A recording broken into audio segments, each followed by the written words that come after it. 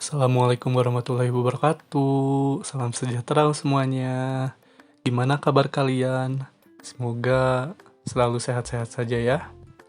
Jadi kami dari kelompok 6 yang beranggotakan Andika Fizar, Insan Kamil Mahdiyah, Indriani Permatasari, Afni Seftia, dan Cynthia Dewi Mustika akan membahas mengenai strategi rantai pasokan.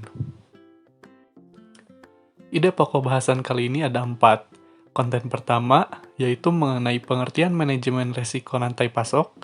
Yang kedua, macam-macam strategi rantai pasok. Yang ketiga, menyusun strategi usaha. Dan yang keempat, tujuan strategi manajemen rantai pasok. Konten 1. Pengertian manajemen risiko rantai pasok. Manajemen risiko rantai pasok adalah sebuah strategi mengendalikan adanya dampak yang terjadi selama kegiatan pasokan barang dalam industri logistik, sehingga bisa mengantisipasi jika terjadi hal buruk dalam penyediaan rantai pasokan. Nah, resiko apa aja sih yang terjadi dalam penyediaan rantai pasok? Jadi, dalam mekanismenya, rantai pasok bisa mengalami resiko seperti bahan baku berkurang, pemasok tidak bisa memasok bahan, harga bahan baku meningkat, produk hilang, dan sebagainya. Resiko rantai pasok bisa terjadi karena adanya pencurian yang menghilangkan produk dari karyawan atau adanya ketidaktelitian dalam proses administrasi. Bisa juga terjadinya penyelundupan barang yang bisa berasal dari orang dalam. Nah, terus gimana sih solusinya agar rantai pasokan berjalan stabil? Jadi, dibutuhkan karyawan yang memahami pekerjaannya supaya lebih teliti serta solutif mencegah jika terjadinya resiko dalam rantai pasokan, dan bertanggung jawab dalam menjalankan SOP kerjanya. Konten 2. Macam-macam rantai pasokan. Rantai pasokan, dari dalam pengembangan jejaring usaha, tidak ada satu perusahaan pun yang mampu untuk memenuhi segala kebutuhannya sendiri. Setiap perusahaan membutuhkan pihak lain dalam mata rantai pasokannya, baik ke arah hilir, terlebih lagi ke arah hulu. Penetapan pemasok dalam rantai pasokan menjadi kunci keberhasilan rantai pasokan itu sendiri. Untuk itu, diperlukan strategi yang tepat dalam menentukan pihak yang akan menjadi pemasok dalam rantai pasokan. Strategi ini diupayakan untuk meningkatkan nilai total sepanjang rantai pasokan guna memperoleh bahan baku yang terbaik, memprosesnya hingga menjadi barang yang dibutuhkan sesuai standar yang telah ditetapkan, dan mendistribusikannya hingga ke tangan konsumen secara efektif dan efisien. Berkaitan dengan hal tersebut, terdapat beberapa strategi rantai pasokan yang dapat dipahami, yaitu strategi pertama, yaitu sedikit pemasok. Strategi ini menitik beratkan kepada hubungan jangka panjang yang ingin dibangun oleh perusahaan dengan para pemasoknya, di mana pemasok dilibatkan dalam sistem persediaan yang ditetapkan. Strategi sedikit pemasok diterapkan perusahaan melalui upaya untuk mencari atribut bahan baku yang mampu dipenuhi oleh para pemasok dalam jangka panjang. Terdapat beberapa keuntungan yang diperoleh dengan penetapan strategi ini, di antaranya biaya pengadaan atau pemesanan barang yang lebih rendah, karena pemesanan dilakukan secara kontrak jangka panjang. Yang kedua, adanya kepastian atas ketersediaan pasokan bahan baku yang dibutuhkan selama periode produksi di tahun berjalan, sepanjang masa kontrak berlangsung. Dan yang ketiga, memudahkan dalam perencanaan kapasitas pergudangan dan kebijakan, dan juga pengelolaan persediaan.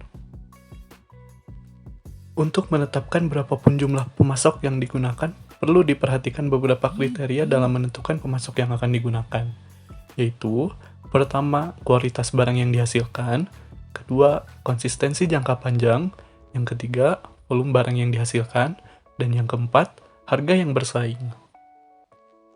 Strategi kedua, ada integrasi vertikal. Strategi ini menitik beratkan kepada upaya perusahaan untuk memenuhi kebutuhan bahan baku secara mandiri. Dilakukan melalui pengembangan kemampuan untuk menghasilkan barang-barang yang diperlukan dalam proses produksi, bukan melalui pembelian dari pemasok. Integrasi vertikal dapat dilakukan dengan dua cara, yaitu integrasi ke belakang dan integrasi ke depan. Sebagai contoh integrasi ke belakang, sebuah perusahaan tenaga surya yang memproduksi produk-produk kebutuhan pemanas air dengan tenaga surya juga memproduksi solar cell yang menjadi bagian dari pemanas air tersebut yang digunakan untuk menciptakan produk akhirnya. Nah, selanjutnya, contoh integrasi ke depan, dengan digabungkannya perusahaan Live Nation dan Ticketmaster dalam bisnis jasa hiburan film layar lebar, menciptakan perusahaan hiburan yang terintegrasi secara vertikal. Selain menghasilkan film-film, juga mengelola bioskop pertunjukan dan penjualan tiket kepada konsumen. Keuntungan dari penggunaan strategi ini adalah meningkatkan efisiensi melalui pengurangan biaya-biaya transportasi dan biaya-biaya persediaan, menghilangkan birokrasi yang panjang, dan waktu penyelesaian pesanan antar mata rantai pasokan, dan juga menjadikan perusahaan yang lebih kompetitif dari pesaingnya dari sisi biaya dan kecepatan dalam memberikan barang atau layanan perusahaan, serta meningkatkan margin keuntungan dan value added sepanjang rantai pasok. Strategi yang ketiga ada jaringan keiretsu.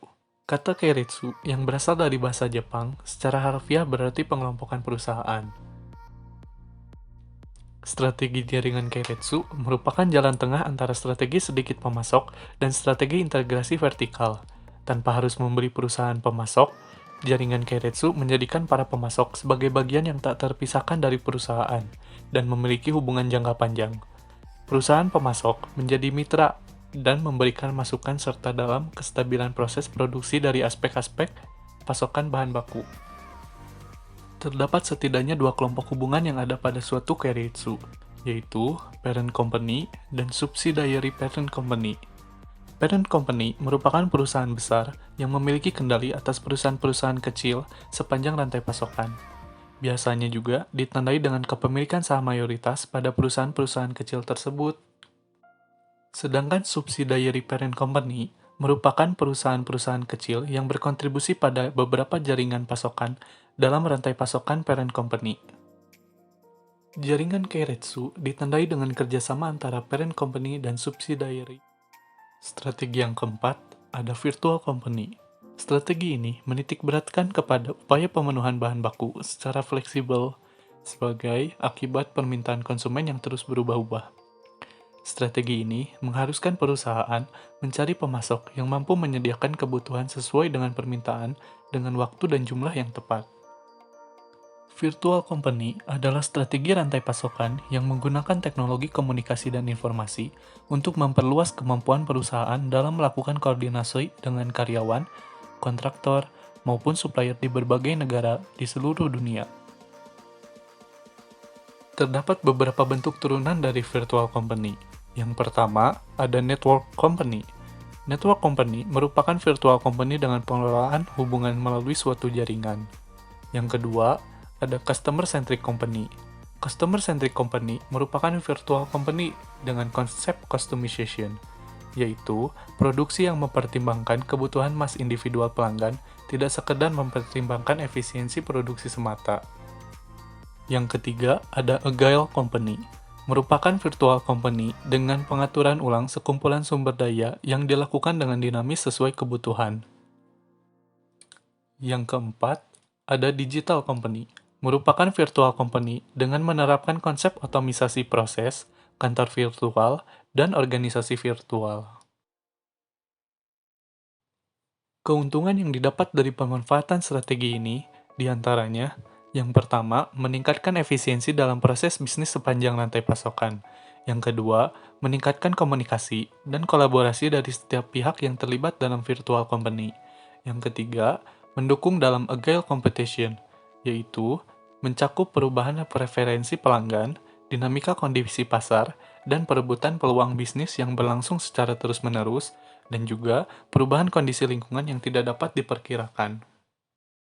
Bagian ketiga yaitu menyusun strategi usaha. Yang pertama, melakukan diversifikasi usaha. Diversifikasi adalah usaha penganeka-ragaman produk atau bidang usaha yang dilakukan suatu perusahaan atau investor untuk memaksimalkan keuntungan sehingga arus kas perusahaan dapat lebih stabil. Kedua yaitu strategi menyerang. Strategi menyerang yang dimaksud ini dengan memaksimalkan kesepakatan bilateral antar negara, tidak lagi hanya mengandalkan kerjasama multilateral. Yang ketiga ada pengembangan atau perluasan pasar. Pengembangan pasar atau perluasan pasar adalah strategi pertumbuhan dengan menarik lebih banyak pelanggan baru untuk produk yang sudah ada. Keempat, ada pengembangan produk. Pengembangan produk adalah strategi dan proses yang dilakukan oleh perusahaan dalam mengembangkan produk, memperbaiki produk lama, atau memperbanyak kegunaan produk ke segmen pasar yang ada dengan asumsi pelanggan menginginkan unsur-unsur baru mengenai produk. Keempat, yaitu tujuan strategi manajemen supply chain. Tujuan manajemen rantai pasokan adalah dengan menyelaraskan permintaan dan penawaran seefektif dan seefisien mungkin.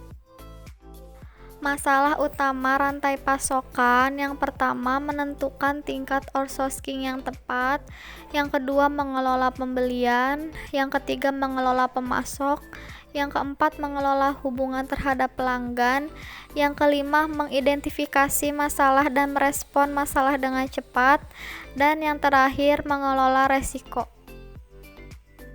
Cara untuk memenangkan persaingan pasar yaitu produk murah. Sekarang ini sebagian besar konsumen menyukai produk dengan harga yang relatif murah. Selain harganya yang harus terjangkau, tentunya produk tersebut harus memiliki kualitas yang cukup baik. Yang kedua, produk yang tepat waktu. Tepat waktu di sini berarti semua persediaan bahan baku yang akan diolah menjadi barang, jadi harus tiba tepat waktunya dengan jumlah yang tepat juga. Semua barang jadi juga harus siap diproduksi sesuai dengan jumlah yang dibutuhkan oleh pelanggan pada waktu yang tepat pula. Yang ketiga, ada produk berkualitas. Kualitas produk adalah kondisi fisik, fungsi dan sifat suatu produk, baik barang atau jasa, berdasarkan tingkat mutu yang diharapkan, seperti durabilitas, reliabilitas, ketepatan, kemudahan pengoperasian, reparasi produk, serta atribut produk lainnya dengan tujuan memenuhi dan memuaskan kebutuhan konsumen atau pelanggan. Yang keempat, produk bervariasi. Tujuan pengolahan produk menjadi bervariasi adalah inovasi agar produk konsumen tidak bosan atas produk yang telah kita produksi dan membantu meningkatkan keuntungan perusahaan. Sekian pembahasan yang dapat kami paparkan. Mohon maaf apabila ada kesalahan kata. Semoga teman-teman mendapatkan ilmu yang tadi dibahas. Terima kasih. Semoga sehat selalu.